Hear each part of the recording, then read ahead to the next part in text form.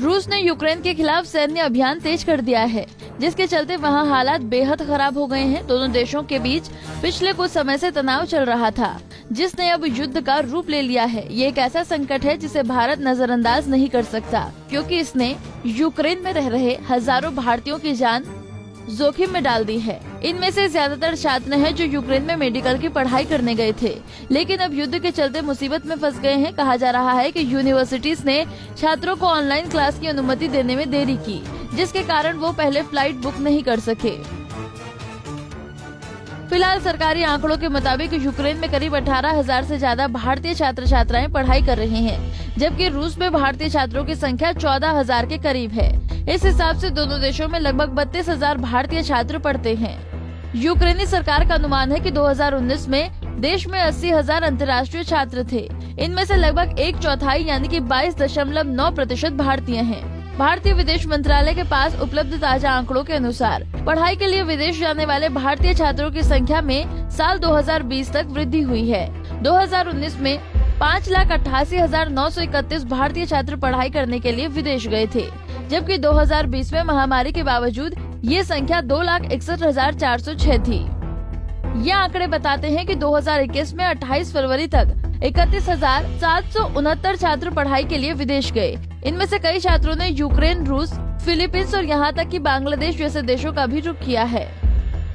अब सवाल उठता है कि इतनी बड़ी संख्या में भारतीय छात्र पढ़ाई करने, खासतौर पर डॉक्टर बनने के लिए विदेशों का रुख क्यों करते हैं।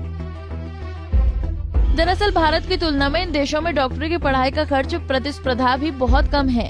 मीडिया रिपोर्ट्स के मुताबिक भारत में मेडिकल की अनुमानित 1 लाख सीटें हैं और हर साल 16 लाख से अधिक छात्र नीट की परीक्षा देते हैं। कोचिंग इंस्टीट्यूट के अनुसार देश के सरकारी कॉलेजों में अंडर ग्रेजुएट लेवल पर 40,000 सीटें हैं, जहां 5 साल के MBBS कोर्स के लिए सालाना फीस 1 लाख रुपए से कम होती है। नीट की परीक्षा देने वाले कई छात्र कट ऑफ लिस्ट में आ जाते हैं, लेकिन उन्हें सरकारी मेडिकल कॉलेज में जगह नहीं मिलती है। ऐसे छात्रों को डॉक्टर बनने का सपना पूरा करने के लिए निजी मेडिकल कॉलेजों में 1 करोड़ रुपए से अधिक फीस चुकानी पड़ती है। जानकारी के अनुसार देश में प्राइवेट मेडिकल कॉलेजों और डीम्स यूनिवर्सिटीज में 60,000 सीटें हैं। ये यूनिवर्सिटी सालाना 18 से 30 लाख रुपए तक की फीस चार्ज करते हैं। 5 साल के कोर्स के लिए ये राशि 90 लाख से 1.5 करोड़ रुपए तक होती है, लेकिन हर कोई इतनी फीस चुकाने में सक्षम नहीं होता है और उनका डॉक्टर बनने का सपना अधूरा ही रह जाता है। मीडिया रिपोर्ट्स के अनुसार सरकारी कॉलेजों में भी एडमिशन दिलाने के नाम पर इनमें से कई छात्र ठगी का शिकार हो जाते हैं। तो वहीं नीट की परीक्षा से पहले भी कोचिंग के लिए छात्रों को लाखों रुपए खर्च करने पड़ते हैं। यही वजह है कि बड़ी संख्या में भारतीय छात्र डॉक्टर बनने के लिए विदेशों का रुख कर रहे हैं। यूक्रेन, रूस, किर्गिस्तान और कजाकिस्तान इन छात्रों की पसंदीदा ठिकाना है। सरकारी आंकड़ों के मुताबिक यूक्रेन में 18,000 से ज्यादा भारतीय छात्र छात्राएं पढ़ाई करते हैं। वहाँ मेडिकल में भारत जैसी प्रतिस्पर्धा नहीं है।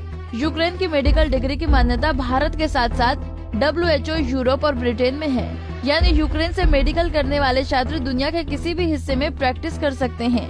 यूक्रेन के कॉलेजों में MBBS की पढ़ाई की सालाना फीस 4 से 5 लाख रुपए है, जो कि भारत के मुकाबले काफी कम है। इतना ही नहीं, अब बड़ी संख्या में भारतीय छात्र फिलीपींस और बांग्लादेश का भी रुख कर रहे हैं। जानकारी के अनुसार बांग्लादेश में डॉक्टर बनने का खर्च 25 से 40 लाख रुपए है, जबकि फिलीपींस में MBBS कोर्स का खर्च 35 लाख रुपए और रूस में 20 लाख रुपए है। इनमें हॉस्टल का खर्च भी शामिल है। आपको बता दें कि भारत सरकार रूस के हमले के चलते यूक्रेन में फंसे भारतीयों को वापस लाने में जुटी है।